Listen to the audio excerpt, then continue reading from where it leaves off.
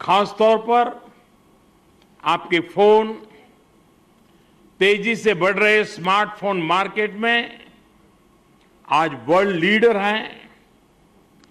Samsung की leadership से जब भी मेरी बात हुई है तो हमेशा मैंने उन्हें भारत में मैन्युफैक्चरिंग के लिए प्रोत्साहित किया है। आज नोएडा में हो रहा यह आयोजन इसी का एक प्रतिबिंब है।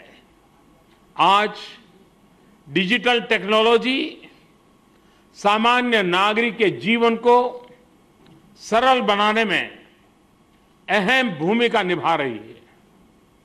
आज भारत में लगभग 40 करोड़ स्मार्टफोन उपयोग में है।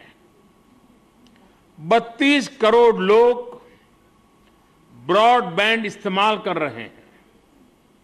बहुत कम दर पर इंटरनेट डेटा उपलब्ध है। देश की 1 लाख से अधिक ग्राम पंचायतों तक फाइबर नेटवर्क पहुंच चुका है।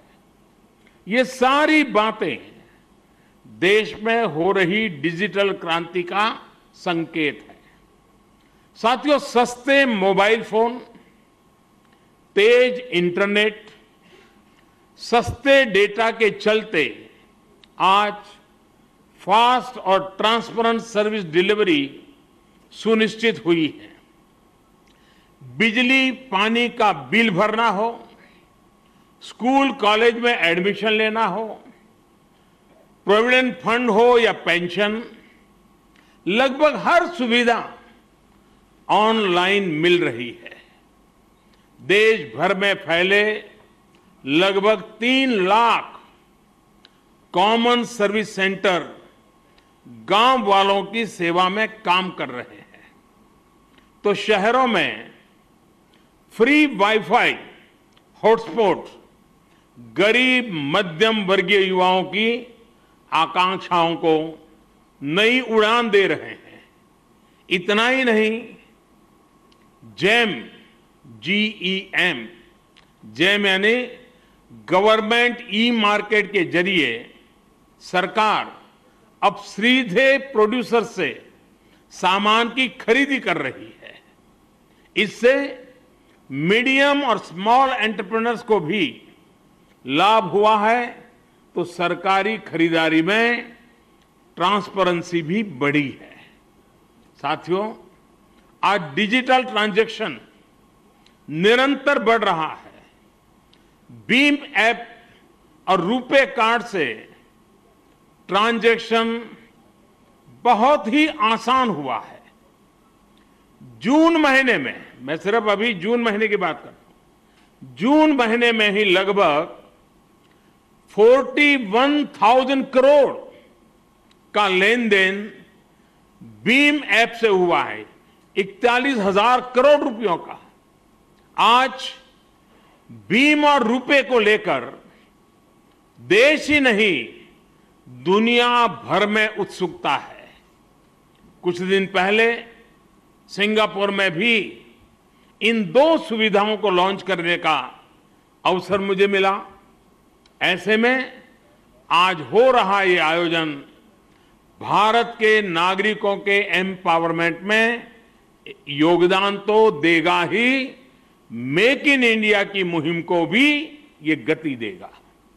साथियों, मेक इन इंडिया के प्रति हमारा आग्रह सिर्फ एक इकोनॉमिक पॉलिसी का हिस्सा पर नहीं है, बल्कि ये कोरिया जैसे हमारे मित्र देशों के साथ रिश्तों का भी शुभ संकल्प है। ये सैमसंग जैसे ट्रस्टेड ब्रांड को नए अवसर देने के साथ ही दुनिया के हर उस कारोबारी को खुला आमंत्रण है जो न्यू इंडिया के नए और ट्रांसपेरेंट बिजनेस कल्चर का लाभ उठाना चाहता है।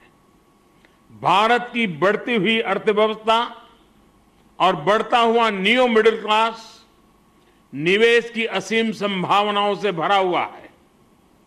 मुझे प्रसन्नता है कि इस इनिशिएटिव को आज दुनिया भर से स्वागत हो रहा है, सहयोग मिल रहा है। मोबाइल फोन मैन्युफैक्चरिंग की अगर बात करें तो आज भारत दुनिया में दूसरे नंबर पर पहुंच गया है। बीते 4 वर्षों में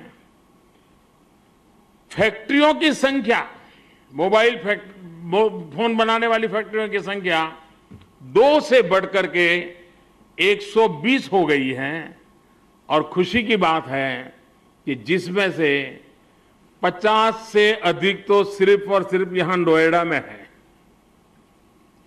इससे 4 लाख से अधिक नौजवानों को सीधा रोजगार मिला है।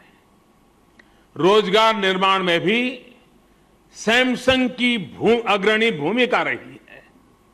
पूरे देश में लगभग 70,000 लोगों को आपने सीधा रोजगार दिया है, जिसमें से लगभग 5,000 यहां नोएडा में है। इस नए प्लांट से 1,000 और लोगों को रोजगार मिलने वाला है। मुझे बताया गया है कि यहां बनी ये यूनिट कंपनी की सबसे बड़ी मोबाइल फोन मैन्युफैक्चरिंग यूनिट होगी। यहां हर महीने लगभग 1 करोड़ फोन बनेंगे।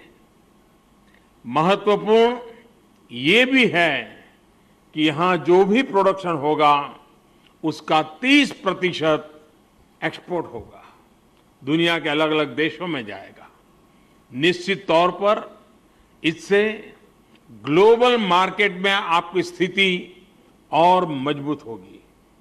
यानी कोरिया की टेक्नोलॉजी और भारत के मैन्युफैक्चरिंग और सॉफ्टवेयर सपोर्ट से दुनिया के लिए हम बेहतरीन प्रोडक्ट तैयार करेंगे। यही हम दोनों देशों की ताकत है और यही हमारा साझा विजन है। एक बार फिर सैमसंग की पूरी टीम को बहुत बहुत बधाई देता हूं, अनेक अनेक शुभकामनाएं देता हूं। आपने मुझे आज यहां आमंत्रित किया, इस अवसर का हिस्सा बनाया, इसके लिए बहुत बहुत धन्यवाद। All right, that was Prime Minister Modi launching the Samsung plant in Noida. Remember, this is the world's biggest phone factory in India, a big push to the government's Make in India program, and Prime Minister Modi talking about how India can really take the lead as far as Make in India is concerned. Remember, the South Korean president is also attending the event. The whole idea behind this is to not only open a factory in Noida, tap the Indian market, but also going forward boost Make in India in a big way. And that's exactly what Prime Minister Modi was talking about. Remember, there are in fact, Samsung is saying that they will look to produce about 10 million units per month in this new facility that they're opening up.